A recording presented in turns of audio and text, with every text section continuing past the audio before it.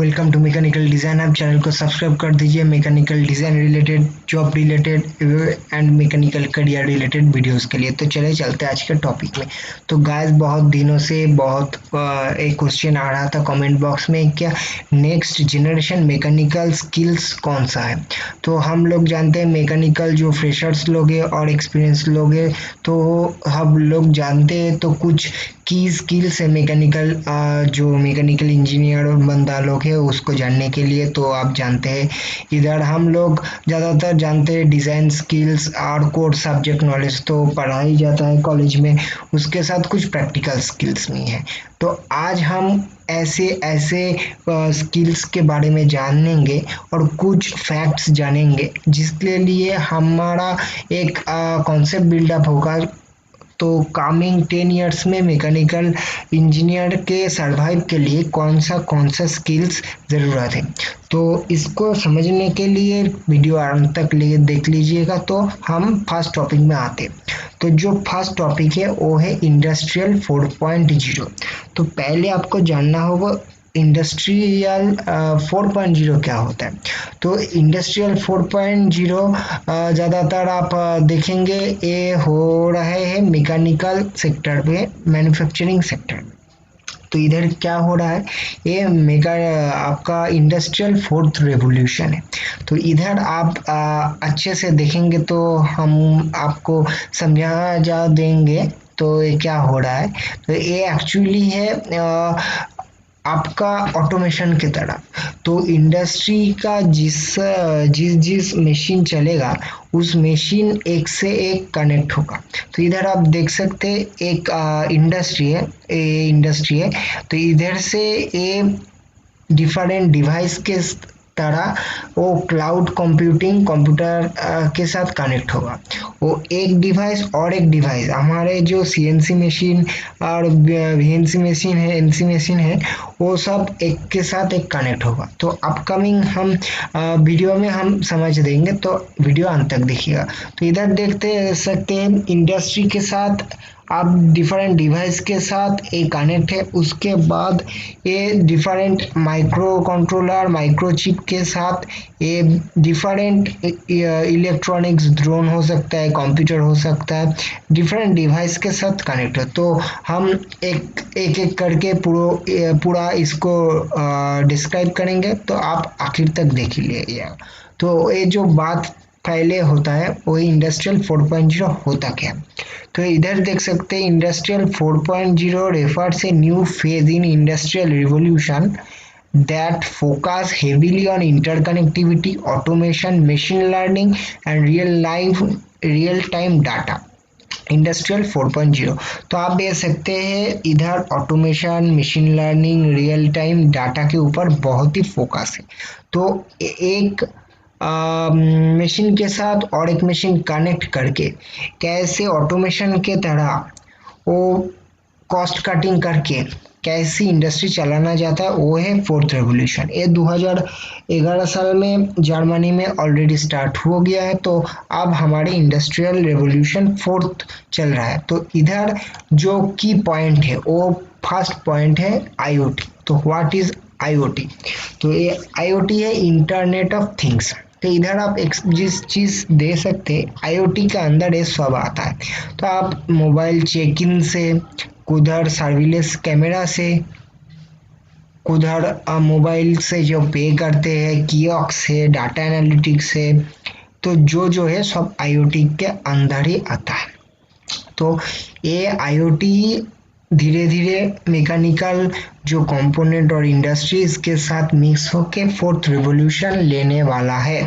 तो इस आईओटी में क्या क्या होता है तो मैं एक एक करके सब आपको बताऊंगा। तो पहले आप एक चीज देख लीजिएगा, जो मैकेनिकल इंजीनियर के लिए जो है, जो पहले पहले जो हम लोग स्किल्स सीखते हैं वो जान लीजिएगा। हम ज़्यादातर मैकेनिकल इंजीनियर वालों ऑटोकैड, सॉलिडवर्क्स, क्रियो, एनसीज ये सब स्किल्स जानते हैं, ये डिज़ाइनिंग स्किल्स है। पर अपकमिंग मैकेनिकल इंजीनियर्स लोगों के लिए ये रोबोटिक्स बहुत ही फायदेमंद है। वो हर एक How can I help you? हर एक इंडस्ट्री के साथ ये कनेक्ट हो जाएगा, ये रोबोटिक्स। ओके, तो आप देख सकते हैं ये ऑटोमोटिव बोलिए, आप एविएशन बोलिए, मशीनरिंग, factory manufacturing, petroleum, thermal, machine design, जो भी बोलिएगा सबके साथ ये रोबोटिक्स है ना, ये कनेक्ट हो जाएगा। तो आप जो जो नया बंदा है, एक्सपीरियंस बंदा है, वो आप कैसे स्किल सेट करेंगे, जो अपकमिंग स्किल बनाएंगे जिसमें आपको लास्ट 10 to 15 ईयर्स तक सर्वाइव करना है। तो चलिए हम देख लीजिएगा। तो फास्ट जो आता है ये है एक इंटरनेट ऑफ थिंग्स के डिवाइस, और ज़्यादा तो जानते हैं नहीं भी जान सकते हैं, ये है एक आर्डिनो। तो जो ये आर्डिनो देख रहे हैं, कुछ इधर हम दिखा रहे हैं आपको माइक्रोचिप, माइक्रो कंट्रोलर भी है। ओके, ये जो माइक्रोचिप माइक्रो कंट्रोलर है, उसके बाद देख सकते हैं इसको कुछ माइक्रो प्रोसेसर है, ये इंटेल जो भी है। तो ये सब आपको जानना होगा। तो आपको अब आप जो भी डिजाइनिंग के स्किल जानते हैं उसके साथ ये मशीन लर्निंग, ये आईओटी, रोबोटिक्स आप यूडेमी में कोर्स कर सकते हैं, कोर्सेरा में कोर्स कर सकते हैं, यूट्यूब में सीख सकते हैं, गूगल कर में सीख सकते हैं, कोई कोचिंग कोर्स ले सकते हैं, जिस भी करके ये आईओटी, मशीन लर्निंग, आपको ये आर्डिनो का project, different type of electronic sensors, ये सब जानना है। तो इसके बाद आईओटी आप जान जान लीजिएगा। उसके बाद जो आता है मशीन लर्निंग, तो ये आपको ध्यान से देखिए, ये मशीन लर्निंग भी एक computer science related, electronics related चीज़ है, पर आपका मॉडर्न मैकेनिकल इंजीनियर के लिए ये बहुत ही ज़रूरी है, क्योंकि आज से 5 से 6 साल बाद ये सब हर एक मैकेनिकल इंजीनियर को जानना पड़ेगा। तो आप जानेंगे तो आप एडवांटेज में रहेंगे। ये ठीक है। तो मशीन लर्निंग होता क्या है, अब मैं शॉर्ट में बोल देता हूँ। मशीन लर्निंग है जो एक मशीन और कंप्यूटर को बोलेगा बोलेगा उसको एक कैपेबिलिटी देगा, वो आपका जो प्रॉब्लम है उसके हिसाब से प्रोग्रामिंग लिख देगा। तो field of study that gives computers the capability to learn without being explicitly programmed, जो प्रोग्राम किया बगैर डिफरेंट कोडिंग लैंग्वेज से, हम बोलेंगे कौन कौन कोडिंग लैंग्वेज आपका सीखना पड़ेगा एज ए मैकेनिकल इंजीनियर, वो भी हम बोलेंगे। तो ये है मशीन लर्निंग। ओके, तो आपके पास ये रहा है जो कौन कौन कोडिंग लैंग्वेज आप मैकेनिकल बंदे होके भी सीखना पड़ेगा। तो फर्स्ट तो आप सी सीख लीजिएगा। ये सी जानते हो तो आप सब कोडिंग जो कोई भी प्रोग्रामिंग लैंग्वेज सीख सकते हैं। तो पहले तो आप सी सीख लीजिए, उसके बाद जो होता है सी प्लस प्लस, जावा और पाइथन, ये 3 4 चीज से ही आपका मशीन लर्निंग बोलिए, आईओटी बोलिए, धीरे धीरे होगा। तो ये जो स्किल है, आप बोलेंगे जो मैकेनिकल बंदा हूँ, कोडिंग नहीं जानता है, पर आपको सरवाइव करने के लिए और अच्छे करियर के लिए आपको रोबोटिक्स, आईओटी, मशीन लर्निंग हर एक स्किल जानना पड़ेगा। ये आपको एक्सेप्ट करना ही होगा। तो हम एक चीज दिखा देंगे, जो भी ये दिख रहे हैं सब मैकेनिकल कंपनी है।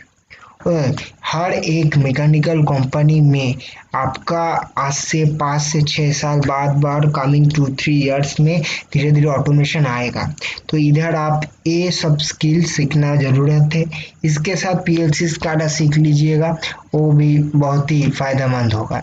तो इसके बाद आप जिस भी मैकेनिकल सेक्टर में देखेंगे, ओके, आप अंडर ग्रेजुएट है, पोस्ट ग्रेजुएट है, जिस भी सेक्टर में, nano technology, renewable energy, IC engine, आप जिस भी कंपनी में जाते हैं, टीसीएस, सैमसंग, इन्फोसिस, हर एक में एज मैकेनिकल इंजीनियर आप काम करना चाहते हैं तो आप प्रोग्रामिंग स्किल ज़रूरत है, ये आपको समझना पड़ेगा।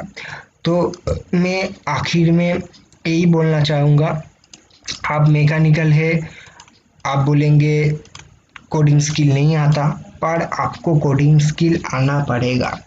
आप जिस भी सेक्टर में जाना चाहते हैं उस भी सेक्टर में भी आपको कंप्यूटर साइंस के स्किल आना पड़ेगा।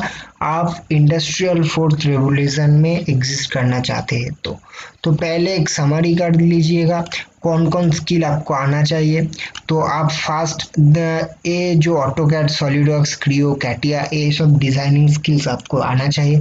उसके बाद आपको आईओटी आना चाहिएगा। उसके बाद ऑर्डिनो आना चाहिएगा। आप माइक्रोचिप, माइक्रो कंट्रोलर के बारे में जानेंगे, थोड़ा थोड़ा छोटा छोटा प्रोजेक्ट करेंगे। उसके बाद जो ये प्रोग्रामिंग लैंग्वेजेस है इसको आप धीरे धीरे सीखिए, ऐसे ऐसे आप अपग्रेड कीजिए, क्योंकि ये मॉडर्न मैकेनिकल इंजीनियर के लिए बहुत ही फायदेमंद है। यही करके आज का वीडियो खत्म करता हूँ। Thank you all, let's subscribe my channel.